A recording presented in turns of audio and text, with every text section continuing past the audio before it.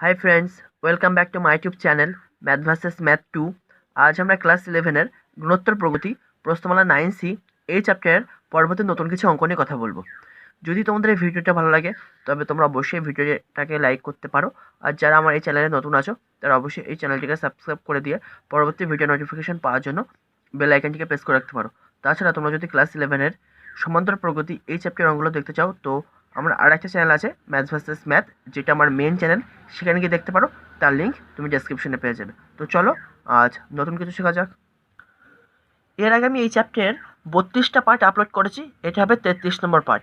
যদি আগের 32টা পার্ট পরপর দেখতে চাও তো এই চ্যাপ্টারে যে প্লে লিস্ট আছে সেই প্লে লিস্টের লিঙ্ক তুমি ডেসক্রিপশনে পেয়ে যাবে, সেখান দিয়ে গিয়ে দেখতে পারো। আজ আমি শুরু করব দীর্ঘ উত্তরধর্মীর 8টা 2 দাগের অঙ্ক। কী বলছে? 2 + 3 × 3 + 4 × 3 square + 5 × 3 cube plus dot dot করতে করতে n সংখ্যক পদ পর্যন্ত আমাকে সমষ্টি বার করতে হবে। তো ফার্স্ট অফ অল দেখো এটাকে আমি কীভাবে লিখছি একটু লক্ষ্য করো। সমান সমান এই 2টাকে লিখতে পারি 2 × 1, আর 2 × 1টাকে লিখতে পারি, এই 1টাকে লিখতে পারি 3⁻0। কারণ কি, কোনো কিছুর মাথায় যদি পাওয়ার হিসেবে যদি 0 দিই তাহলে সেটার ভ্যালু কত হয়? 1। তাহলে 2 × 1টাকে লিখলাম, 1টাকে লিখলাম 3⁻0 হিসেবে, প্লাস 3 × 3 মানে কি, 3 মানে কিছু নেই, মানে কত আছে? 1 আছে এখানে, প্লাস 4 × 3 স্কোয়ার প্লাস 5 × 3 কিউব করতে করতে করতে করতে n সংখ্যক পদ পর্যন্ত।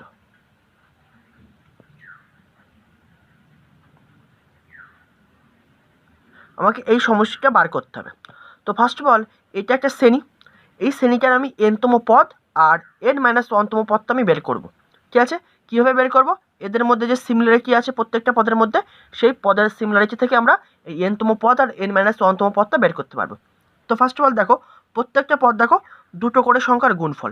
দেখো এখানে 2 × 3⁻0 মানে 2 × 1, এখানে 3 × 3, এখানে 4 × 3 স্কোয়ার, এখানে 5 × 3 কিউব। দ্যাট ইজ এইটুকু আমরা ক্লিয়ার করতে পারলাম যে যে nতম পদ যেটা হবে সেটা হবে কি দুটো সংখ্যার গুণফল, আর n-1তম পদও কী হবে দুটো সংখ্যার গুণফল। এবার সেই দুটো সংখ্যা কী হবে সেটা এবার আমাকে বার করতে হবে। তো ফার্স্ট অফ অল আমি বার করছি nতম পদ। নাও nতম পদ ইজ ইকুয়াল টু, দেখো nতম পদ তোমার দুটো সংখ্যার গুণফল হবে, সেই দুটো সংখ্যার প্রথম সংখ্যাটা আমি বার করছি। দেখো এখন প্রত্যেকটা পদের প্রথম সংখ্যাটা লক্ষ্য করো, 2, 3, 4, 5। দ্যাট ইজ nতম পদের যে প্রথম সংখ্যাটা হবে সেটা তাহলে কী হবে? 2, 3, 4, 5 ডট ডট প্রগতির nতম পদ।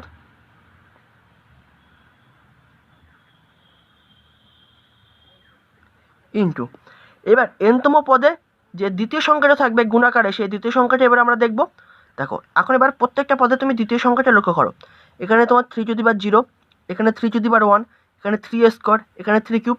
দেখিস যে দ্বিতীয় সংখ্যাটা হবে nতম পদে তাহলে সেটা কী হবে? 3⁻0, 3⁻1, 3 স্কোয়ার, 3 কিউব ডট ডট প্রগতির nতম পদ।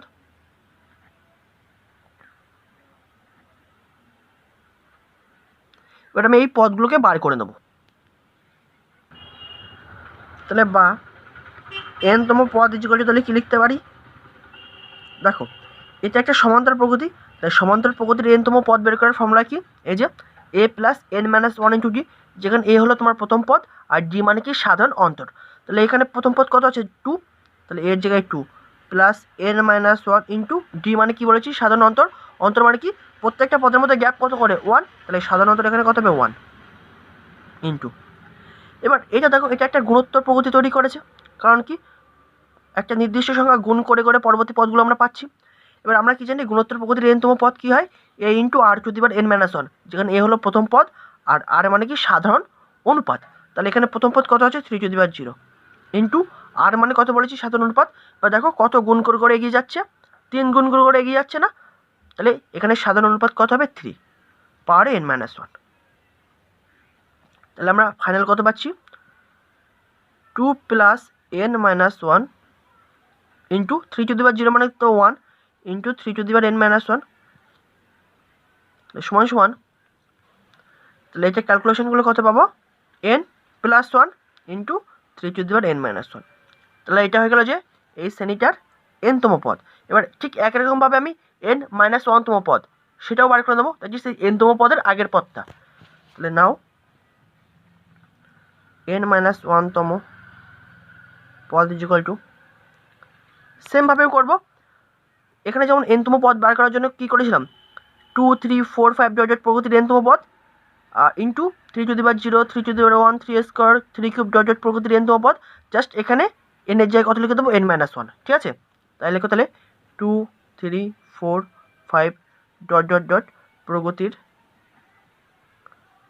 n-1 তম পদ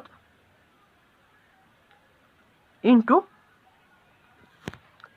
3 two the power 0 3 two the power 1 3 square dot dot dot প্রগতির n-1 তম পদ। ওকে, তাহলে সময় সময় আমরা কী লিখতে পারি, তাহলে এটা একটা সমান্তর প্রগতি। তাহলে এই ফর্মুলা অনুযায়ী আমরা n-1 তম পদ বের করে দেবো। তাহলে কি এর প্রথম পদ কত আছে 2 প্লাস কততম পদ বের করতে চাইছি, এখানে n তম পদ ছিল, আমি এখন বের করতে চাইছি n-1 তম পদ। তাই এনের জায়গায় কত লিখবো n-1, n-1, আর এটা হচ্ছে ফর্মুলার -1, এই ফর্মুলার -1 ইন্টু ডি মানে কি সাধারণ অন্তর কত 1 ইন্টু ঠিক একইরকমভাবে এখানেও এই ফর্মুলা অনুযায়ী প্রথম পদ কত 3 টু দি পাওয়ার 0 ইন্টু আর মানে কি সাধারণ অনুপাত 3 টু দি পাওয়ার n-1। তাহলে এখানে ছিল n তম পদের জন্য, আমি তো বার করবো n-1 তম পদের জন্য। তাহলে এনের জায়গায় কত লিখবো n-1, আর এটা ফর্মুলার -1। তাহলে আমরা ফাইনাল কত পাচ্ছি 2 প্লাস n-2, আর এখান থেকে পাচ্ছি 1 into 3 two the power n-2। তাহলে ফাইনাল পেয়ে গেলাম -2 প্লাস 2 কাটছে n into 3 two the power n-2। তাহলে এটা হয়ে গেল আমার n-1 তম পদ, আর এটা হলো তোমার n তম পদ। এবার চলো এবার অঙ্কের মূল পর্বে যাব আমরা। তাহলে মনে করি প্রদত্ত শ্রেণীটির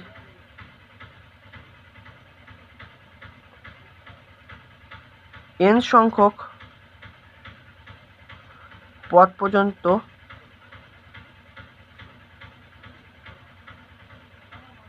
সমষ্টি ইকুয়াল টু s, ঠিক আছে। তাহলে এর সঙ্গে আমি কি লিখতে পারি 2 into 3 two the power 0 plus মানে এই জিনিসটা দেখো এটা যেটা দিয়েছে সেটা আমি লিখে নেবো, লাস্টে জাস্ট n তম পদটা লিখে দেবো, কারণ আমরা বের করে নিচ্ছি n তম পদ, আর n-1 তম পদটাও লিখে দেবো, কারণ এই দুটো পদ আমরা বের করে নিচ্ছি। তাহলে 2 into 3 two the power 0 plus 3 into 3 two the power 1 plus 4 into 3 square plus dot dot করতে এগিয়ে যাবে, প্লাস প্রথমে লিখবো n-1 তম পদ, তারপরে লিখবো n তম পদ। তাহলে n-1 তম পদ কত n into 3 two the power n-2 plus n তম পদ কত পেয়েছো, এই যে n plus 1 into 3 two the power n-1, n plus 1 into 3 two the power n-1। তাহলে এটা হয়ে গেল আমার প্রদত্ত শ্রেণীটির n সংখ্যক পদ পর্যন্ত সমষ্টি, ঠিক আছে। এই যে n তম পদ, এই যে n-1 তম পদ, এটা প্রথম পদ। তাহলে এখন এইটার ভ্যালু আমাকে বার করতে হবে। তো আমি কী করছি দেখো, আমি 3 দিয়ে গুণ করে দিচ্ছি, এটাকে আমি 3 দিয়ে গুণ করছি। তাহলে গুণ করো 3s ইকুয়াল টু, গুণ করে আমি কী করছি প্রত্যেকটা পদকে 3 দিয়ে গুণ করে 1 ঘরে এগিয়ে দিচ্ছি। তাহলে এর সাথে যে আমি 3 গুণ করবো তাহলে কত হয়ে যাবে 2 ইন্টু 3 টু দি পাওয়ার 1, সেটা এর নিচে লিখছি 2 into 3 two the power 1 plus এই পদটার সাথে যখন আমি 3 গুণ করবো তাহলে কত হয়ে যাবে 3 ইন্টু 3 স্কোয়ার, সেটা এর নিচে লিখছি, তাহলে 3 ইন্টু 3 স্কোয়ার। এরকম করতে করতে এগিয়ে যাব, প্লাস যখন আমি এই পদটার সাথে আমি 3 গুণ করবো তাহলে যে ভ্যালুটা পাবো সেটা কোন তলায় লিখবো, এর তলায় লিখবো। কারণ দেখো এটার সাথে গুণ করে যে ভ্যালুটা পেয়েছিলাম 3 গুণ করে, সেটা লিখেছিলাম তার পরবর্তী পদের তলায়। এটার সাথে 3 গুণ করে যে ভ্যালুটা পেয়েছি সেটা কোথায় লিখেছি এই সংখ্যাটার এই পদটার পরবর্তী পদের তলায়। ঠিক একইরকমভাবে এটার সাথে যদি আমি 3 গুণ করি তাহলে যে ভ্যালুটা পাবো সেটা কোথায় লিখবো এই পদটার যে পরবর্তী পদ আছে তার তলায়, সেটা লিখে দাও। তাহলে এর সাথে যদি তুমি 3 গুণ করো তাহলে কত পাবা n into 3 two the power n-1। এর সাথে যদি তুমি 3 গুণ করো তাহলে পাওয়ারে 1 যোগ হয়ে যাবে এর, তাহলে কত পেয়ে যাবে শুধু এই যে n যেমন ছিল থাকলো into 3 two the power n-1 plus, এবার এর সাথে যদি তুমি 3 গুণ করো তাহলে কত পাবে n প্লাস 1 ইন্টু এর সাথে যে 3 গুণ করবে তাহলে পাওয়ারে 1 যোগ হয়ে যাবে, দ্যাট ইজ শুধু পাবো 3 টু দি পাওয়ার n। ওকে, তাহলে এটা হয়ে গেল আমার 3 দিয়ে গুণ করে যে ভ্যালুটা পেলাম সেটা। এবার আমি করব কি, এবার বিয়োগ করে দেবো। কি করব, বিয়োগ করব। তাহলে চলো তাহলে একটা দাগ দিয়ে দিলাম, লিখে নিলাম বিয়োগ করে পাই। কীরকম বিয়োগ করব, ওপরেরটা থেকে নিচেরটা।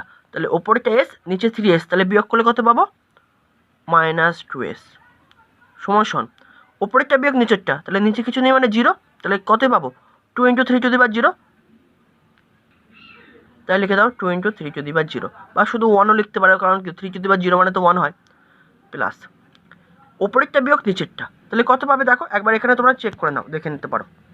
দেখো 3 × 3⁻1 বিয়োগ 2 × 3⁻1, ওকে, ওপরেরটা বিয়োগ নিচেরটা করছি, তাহলে আমি এখন 3⁻1 কমন নিলে কত পাবো 3 - 2, দ্যাট ইজ 1 × 3⁻1, দ্যাট ইজ শুধু 3⁻1 লিখতে পারি, তাহলে 3⁻1 প্লাস, এবার এইটার থেকে এটাকে বিয়োগ করো, তাহলে কত পাবে দেখো লক্ষ্য করো 4 × 3² মাইনাস 3 × 3², ওকে, কারণ কি ওপরেরটা থেকে নিচেরটা বিয়োগ করছি, তাহলে 3² কমন নাও, তাহলে কত পাবে 4 - 3, তাহলে 1 × 3², দ্যাট ইজ শুধু 3² লিখতে পারো, তাহলে এটার ভ্যালু কত বিয়োগ করলে পাবো 3², তাহলে এরকম করতে করতে এগিয়ে যাবে, প্লাস এবার এইটার থেকে আমি এটা বিয়োগ করছি, ঠিক আছে, এবার আমি কী করছি এই ওপরেরটা থেকে এই নিচেরটা বিয়োগ করছি, তাহলে কত বিয়োগ করছি একবার দেখে নাও, n + 1 × 3⁻n - 1, 3⁻n - 1 minus of এটা, তাহলে মাইনাস n × 3⁻n - 1, এবার দেখো আমি 3⁻n - 1 কমন নিচ্ছি, তাহলে কত পড়ে থাকবে n + 1 মাইনাস n, এটা কেটে গেল, তাহলে শুধু পড়ে থাকবে 1 × 3⁻n - 1, দ্যাট ইজ শুধু 3⁻n - 1 লিখতে পারি, তাহলে এটাকে বিয়োগ করলে কত পাবো 3⁻n - 1, ওকে, এবার ওপরের এটার ওপরে কিছু নেই মানে কত হচ্ছে 0, 0 বিয়োগ এটা, তাহলে এটা শুধু সাইন চেঞ্জ হয়ে যাবে, তাহলে পড়ে থাকবে মাইনাস n + 1 × 3⁻n। এবার জাস্ট ক্যালকুলেশন এবার করতে হবে, এই পর্যন্ত ছিল বোঝার জিনিস, এবার আমরা ক্যালকুলেশন করব। দেখো এখান কতগুলো পদ আছে সেই সম্বন্ধে এবার আমি বলবো। এবার এখান থেকে শুরু করে এই পর্যন্ত কতগুলো পদ ছিল n খানা, তাহলে ঠিক, তাহলে এখান থেকে শুরু করে তাহলে এই পর্যন্ত কতগুলো পদ থাকবে n খানা, কি মত তোমার, থাকবে তো n খানা, কারণ কি এখান থেকে শুরু করে এই পর্যন্ত যদি n খানা পদ থাকে, তাহলে এখান থেকেও শুরু করে এই পর্যন্ত কখানা পদ থাকবে n খানা। এবার তোমরা মনে করছো এখানে তো কিছু নেই, 0 মনে করে নাও, তাহলে শুরু করো, তাহলে এখান থেকে শুরু করে এই পর্যন্ত তাহলে টোটাল কতগুলো পদ থাকবে, দ্যাট ইজ n খানা। তাহলে এখান থেকে শুরু করে এই পর্যন্তও তাহলে কতগুলো পদ থাকবে n খানা, কারণ কি এইটুকু তো আমরা পেয়েছি, তো দাঁড়াও বোঝার জন্য আমি বলছি, তাহলে এই পেন্সিল দিয়ে আমি একটা বেড়া করে দিলাম, এখান থেকে এইটুকুনি পদ কি পেয়েছি আমি, এখান থেকে শুরু করে এই পর্যন্ত পদ ওপর নিচে বিয়োগ করে, তাহলে এখান থেকে যদি এই পর্যন্ত n খানা পদ থাকে, তাহলে এখান থেকেও শুরু করে এই পর্যন্ত তাহলে কখানা পদ থাকবে, n খানা পদ থাকবে। এবার দেখো আমি কি করছি, বা -2s =